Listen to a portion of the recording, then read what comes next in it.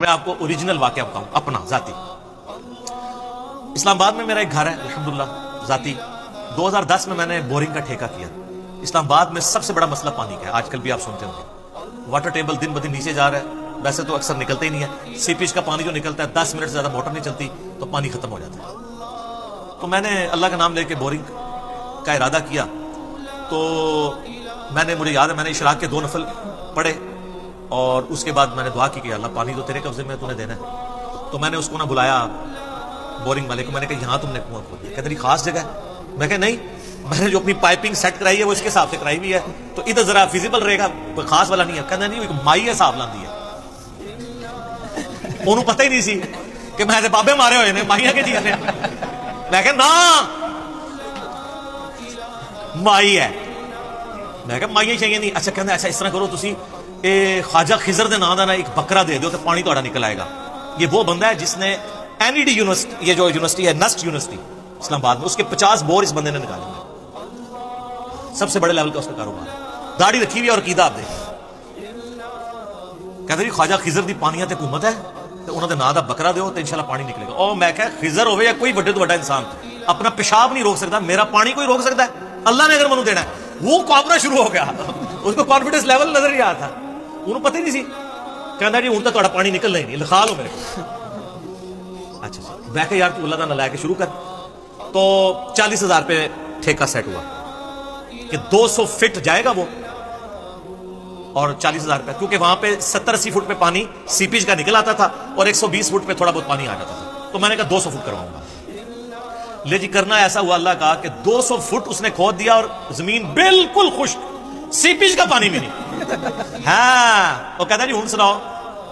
کہتا حالے بھی ٹائم جے ایتھے ایک مائی ہے وہ پانی دم کر کے دے گی. وہ پانی جناب تسی اے خوش سٹو گے نا تو پانی آ جائے گا. او میں کہا نا نا بھائی مائیاں شائیاں نہیں.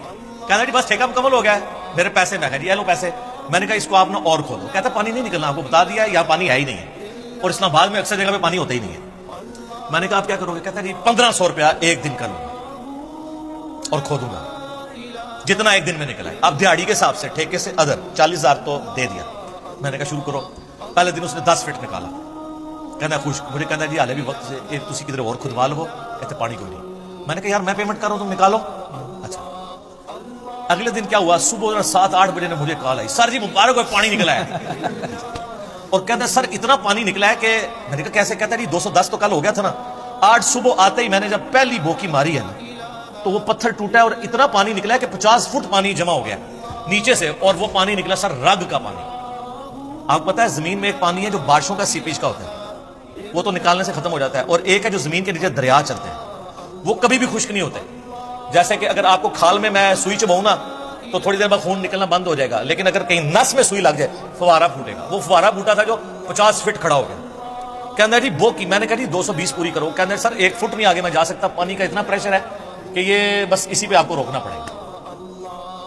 اچھا میں کہ ہاں جی کدھر گئے تھوڑے خضر, تھوڑی مائیاں, تھوڑے بابے. کہتا جی یہ واقعی اللہ دے کام ہے. اچھا اینڈ سے مان لیتے ہیں اللہ دے کام ہے. جیسے کفار مکہ بھی جب سمندر میں بیچ میں پہنچتے تھے کہتے تھے ادھر اللہ ہی کام آئے گا, جو سورہ یونس میں آتا ہے. تو میں نے اس کو توبہ کرائی. میں نے کہا آندہ کبھی تم نے یہ بات نہیں کرنی. یہ میں نے آپ کو بتایا کہ خضر کو ہم نے بھی ایک دفعہ قابو کیا ہے, جو جعلی خضر انہوں نے بنایا ہوا. کہتے ہیں بزرگوں کو آگے ملتا ہے. ہمارے محلے میں بھی ایک وہ تویز آگے کرتا ہے. کہتے ہیں منو تو ملتے نہیں. میں کہتے جدو ملن نہ تو پڑھنا لا حول ولا قوت الا باللہ, غائب نہ ہوئے تو منو پڑھ نہیں. کہنا جی توبہ استغفار. میں نے کہا کیوں؟ کہتا جی یہ تو بے ادبی ہے ان کی. میں نے کہا بے ادبی کہاں سے ہے؟ بخاری اور مسلم میں حدیث ہے کہ جنت کے خزانوں میں سے ایک خزانہ اللہ نے مجھے دیا ہے, لا حول ولا قوت الا باللہ. نہیں ہے طاقت گناہ سے بچنے کی اور نہ ہمت نیکی کا کام کرنے کی مگر اس کی توفیق سے. میں نے کہا تو میرے سامنے لا حول ولا قوت الا باللہ پڑھو, میں غائب نہیں ہوں گا. میں تو خوش ہوں گا کہ میرے نبی کا بتایا وظیفہ جو ہم نے بلو کارڈ پہ صبح شام کے اذکار پہ لکھا ہوا ہے, اسماء اعظم میں سے, اسماء اعظم میں سے. تو حضرت خضر اللہ کا نام سن کے غائب ہو جائیں گے. لا حول ولا قوت الا باللہ سن کر کون غائب ہوتا ہے؟ شیطان من الجنت والناس. اور بڑے لوگوں کے اس طرح کے جعلی خضر غائب بھی ہوئے ہیں. ایک اوریجنل واقعہ مجھے بندے نے بتایا. اس نے کہا جی اس طریقے سے ہم نے نا ایک بندے کو وظیفہ بتایا. وہ کہتا جی وہ داتا صاحب انہوں راوی دے پولتے روزانہ ملتے ہیں. تو انہوں کو کہا یار اب آئے نا تو تم نے پڑھنا لا حول ولا قوت الا باللہ. اب وہ علی اجمیری صاحب کو تو پتہ بھی نہیں ہے, وہ شیطان ان کے نام پہ آ کے مل رہا ہے, ان کا کوئی قصور نہیں. تو کہتے وہ پڑھا تو غائب ہو گیا. اس نے رونا شروع کر دیا. تو اسی بزرگوں ناراض کر یعنی ادھر بھی یہ تعویل کر لیں گے کہ بزرگ ناراض ہو گئے. تو جڑا بزرگ اللہ دے نام تو ناراض ہوتا ہے وہ بزرگ نہیں ہے، وہ شیطان ہے۔ اللہ کا نام سن کے تو بزرگ خوش ہوں گے، نبی علیہ السلام کے سنت وظائف ہیں۔ تو یہ وہ کہتے ہیں پانیوں پہ حکومت، سر کسی کی کسی چیز کے اوپر کوئی حکومت نہیں۔ اللہ ہی اللہ، اللہ اکبر کبیرہ الحمدللہ کثیرہ وسبحان اللہ بکرۃ واصیلا۔ سر وہ 10 فٹ کے فاصلے پہ ایمان اور کفر تھا میرے اس بورنگ کے، پانی تو نکلنا ہی تھا، وہ خضر یا بائی یا بابے کے کھاتے میں ڈال جانا تھا۔ اور اکثر یہی ہوتا ہے، میرے ایک بڑے قریبی جاننے والے ہیں، وہ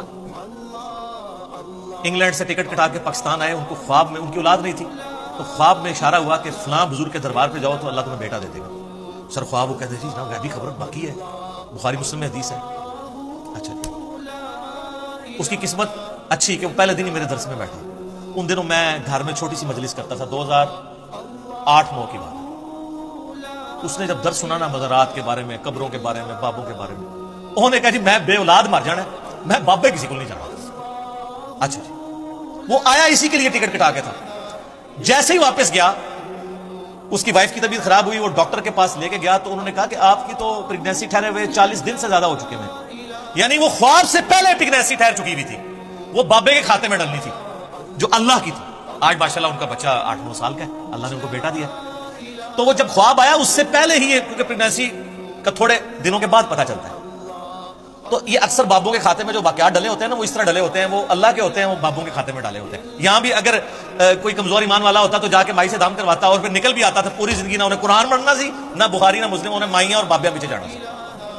ٹھیک ہے، اسی لیے تو سر ہم کہتے ہیں کہ مرنے سے پہلے ہے مسلمان کر لے اس پہ غور، کتابوں کا خدا اور ہے، بابوں کا خدا اور۔ ہم آپ کو کتابوں کے خدا کا تعارف کروا رہے ہیں، اور جب آپ غور کریں گے تو آپ جھوم کے کہیں گے، ضرور کہیں گے کیا کہ نہ میں بابی، نہ میں بابی، میں ہوں مسلم علمی کتابی۔